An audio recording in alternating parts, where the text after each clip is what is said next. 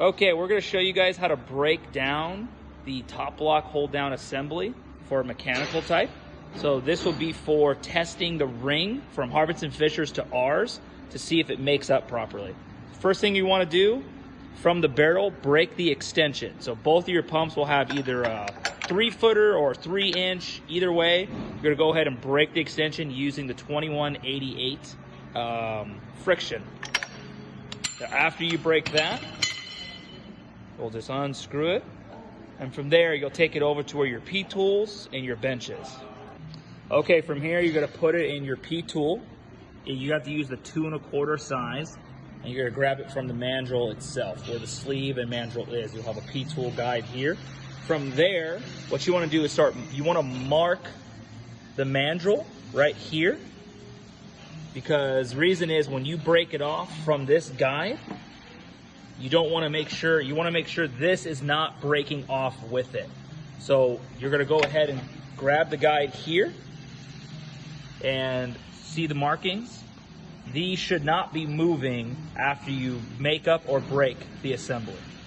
Now you're going to use the 21.88 again, and you're going to grab it from the guide itself and go ahead and break off. Once you break off, go ahead and spin it off. Make sure these lines did not move. Break it all the way apart. Off, you're going to take your tubing shoe ring, the PSN. So you can see he's got it there. So when you break the tubing shoe ring off, you want to make sure you got the bevel end facing outwards, meaning this direction. So he'll slide it over, and he's got the shoe ring now. You want to make sure the beveled end matches this beveled end. You'll slide it on over and face to face make it up. Okay, from there you want to put the guide back on, and you want to hand tighten it. So you're going to go ahead and turn so it's hand tight, and then now you're going to flip it to the other side so you can actually make it up. And from there you're going to be marking both the guide to the ring after it's been hand tight, and from the back of the ring to the sleeve. So you want to make sure the lines are nice and even, so you'll know how much torque to put into them. From there, you're going to use the 2188, put it on the guide. See, for right there, he's going to go ahead. That was just really hand tight. Now he's just going to start torquing it up. And you can see the guide move and the back moved as well. The guide to the ring will move first, then the sleeve to the back of the ring will move second.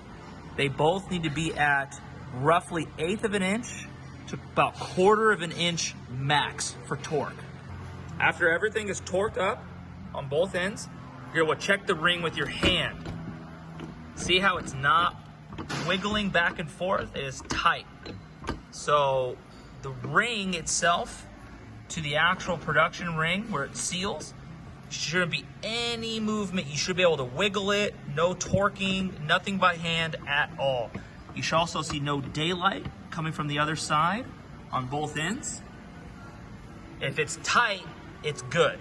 If this starts wiggling and you can move it back and forth really easily, that means it's bad. We should not run this ring with that hold down assembly. Okay, now we're gonna make it up. You're gonna go hand tight, so you'll bottom out, grab your 2188. Just do a nice snug hand tight. You're gonna get your white marker. You're gonna mark it from the guide to the ring, right, just like this.